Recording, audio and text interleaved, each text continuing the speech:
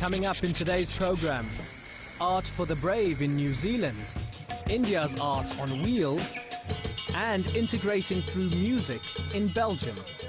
But first, Artsworld travels to Ghana to get an insider's perspective on the country's art scene.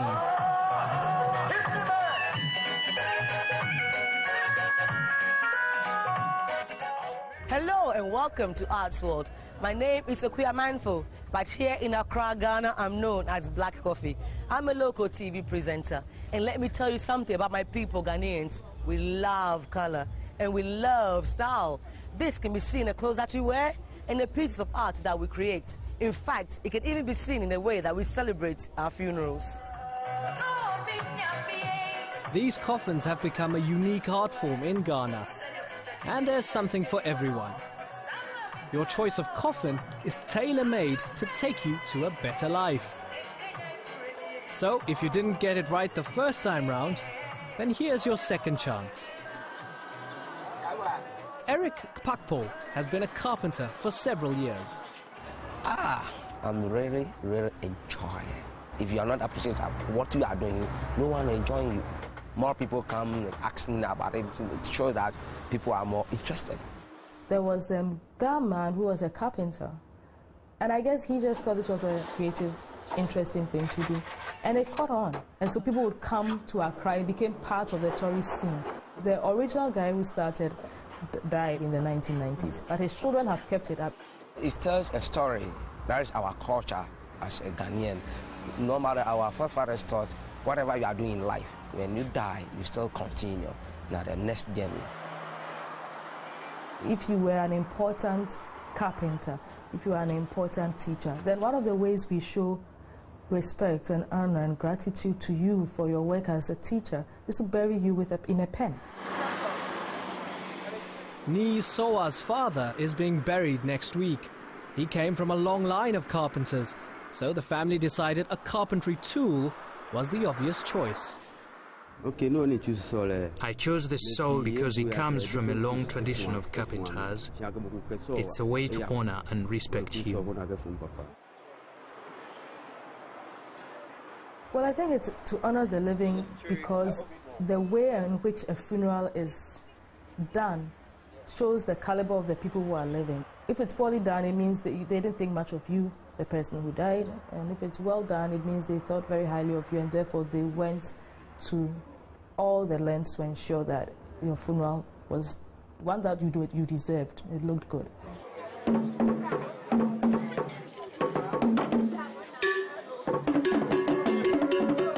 Although many Ghanaians today don't necessarily believe in the afterlife in that sense, immediately you die, you are going to a second world, we still believe in the importance of sending you off in a grand fashion.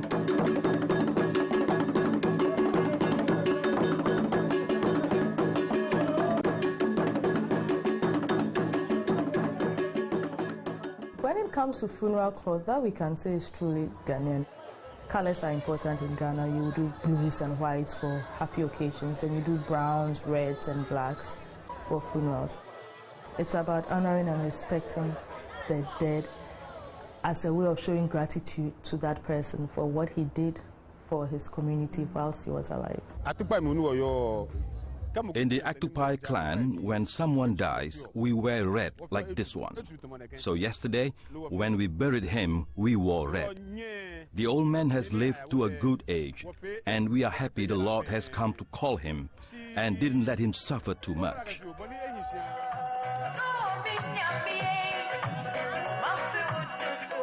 Some families are choosing to do black and white if the person is old. So say a patriarch dies at 90, he's lived life well, his children are successful, then they are mourning him, but they are also happy for a life well led. And so the way that they show that is to combine the black with the white. Funerals mean very different things to other West Africans. Nigerians, for example, who are fairly ostentatious, think our funerals are elaborate and ridiculous. So there's something about the ways in which Ghanaians appreciate funerals that allows us to incorporate these coffin arts into our funeral ceremonies quite comfortably. The reason why sometimes I feel sad is that I'm seeing after doing all these things, then they put in the ground. While the families pay their last respects, Eric gets busy with his next commission. It's his favorite model, a Mercedes-Benz, a car to dream of in life or death. That's excellent. Okay. Carvings have a rich tradition here in Ghana, but we usually stick to wood. In New Zealand, people are choosing to have their faces carved in, using traditional tattooing methods of bone chiseling. For some, it's a way to reaffirm their Maori roots, at a time when Maori designs are being used by everybody.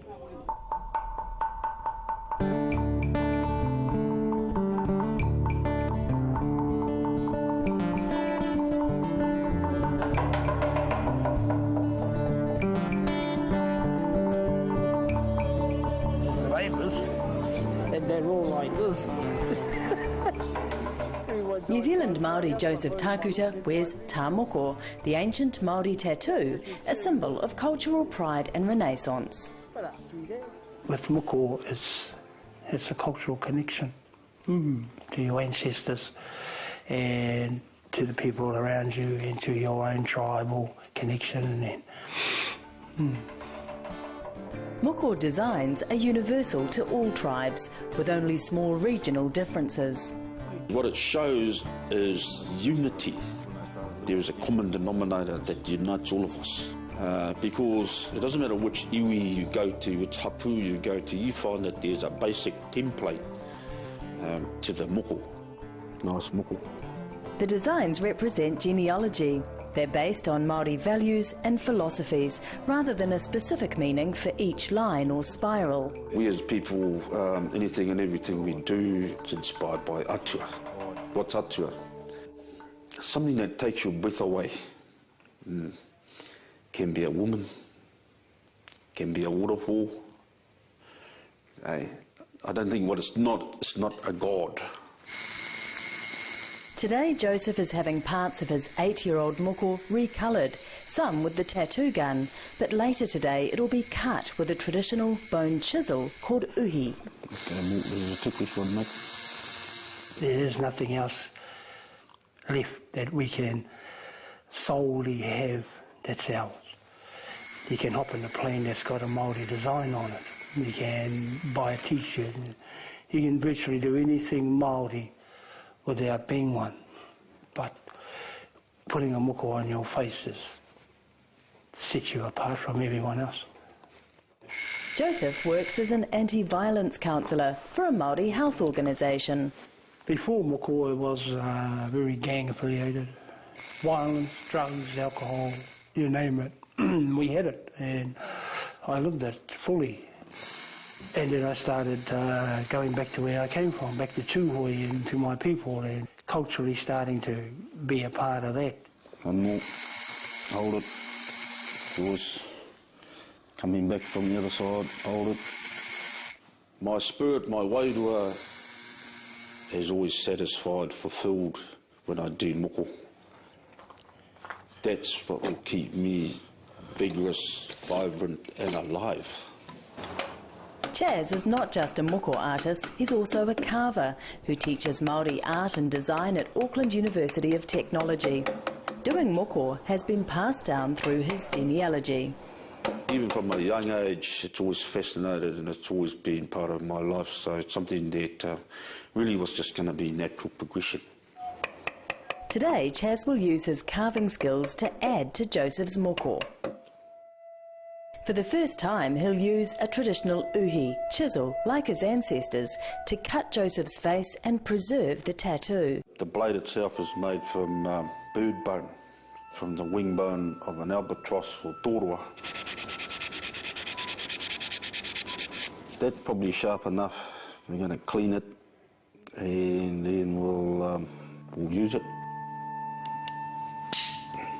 Moko virtually disappeared after colonisation by the British in the 1800s. This is a reclaiming of identity by young and old, men and women who've earned the right to wear moko.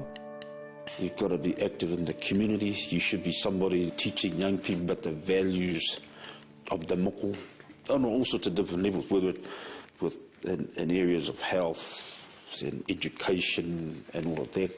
And I think that's what makes people eligible. That felt like But around the world, many non-Māori have taken on these designs as tattoo. They're not actually prepared to understand what the philosophies are, why we do it as people.